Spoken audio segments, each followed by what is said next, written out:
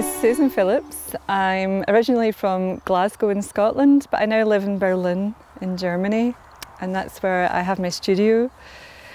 And I've been working as an artist now for over 20 years, and I started working with sound when I was doing my masters in Belfast. Originally I was specialising in sculpture, and I sort of gradually became interested in the sculptural aspects of sound. And so now you could say that sound is my primary tool. I'm known as working with mainly sound.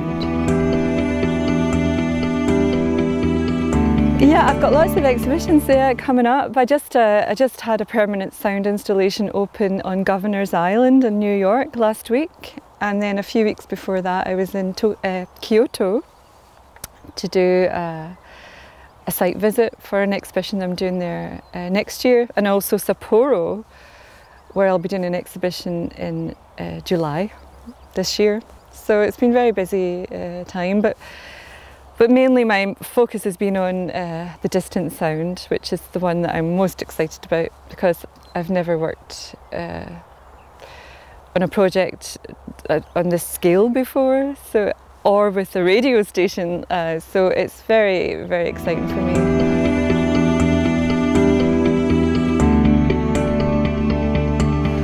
Well, when I was first approached to consider doing a work that would connect all three countries, I found it quite a daunting prospect, you know, because it's such a huge undertaking, and but when asked you come and have a look and then decide. So even though it was in the middle of winter, we set out in the car and I went to the most incredible places such as this one, and I was really bowled over. And then looking out into the islands that all the different sites seem to have in common, this feeling of separation and distance, and then also connection, I started thinking about working with room, you know, having the sound project from far away. So this was the sort of things I was thinking about on the road trip.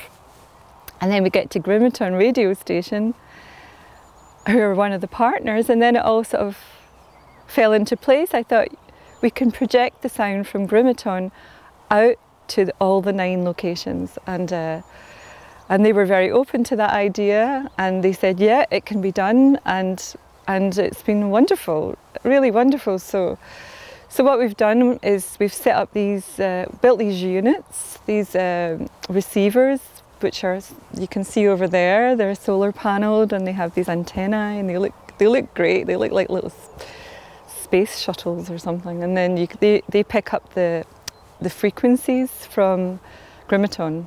There are 3 different frequencies that are transmitted.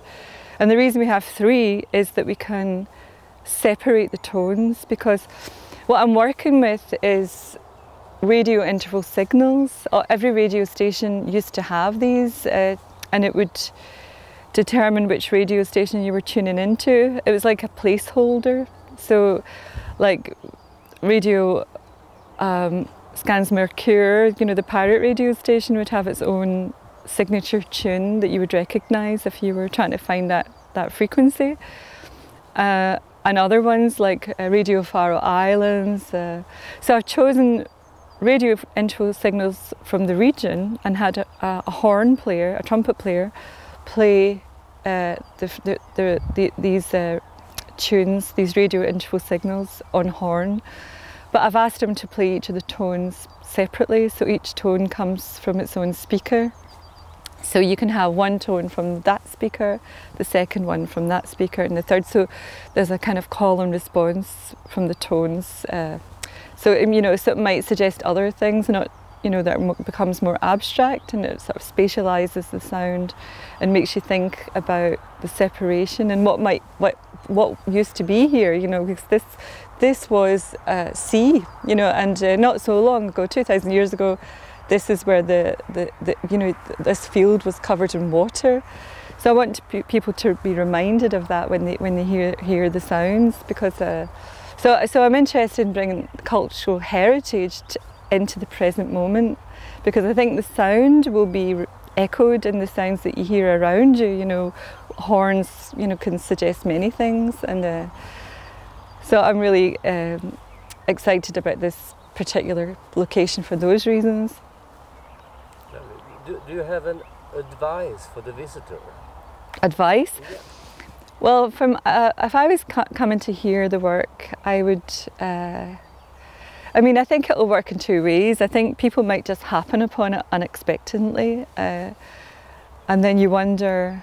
I mean, it's a very fleeting intervention. It's only no more than a minute long, and you know, and especially in the fields, it could, you know, you might think it's a hunter's horn, or you might think it's the ship's horns. You might, you know, wonder what it is for those who don't know, and or you might even recognise the radio interval signal, like we're using, you know, like Radio Sweden's.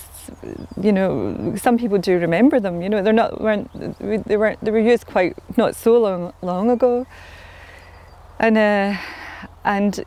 so then you become. I think what happens is you become very aware of the place you're in. You start to. You might have been here many miles before, but you might experience the place in a new way, and the space becomes activated with the sound, and yeah, and I think you become very aware of the environment, and also your own sense of yourself while in the place. So I think that's what I hope it will do. So yeah, when you come, just be open to the experience.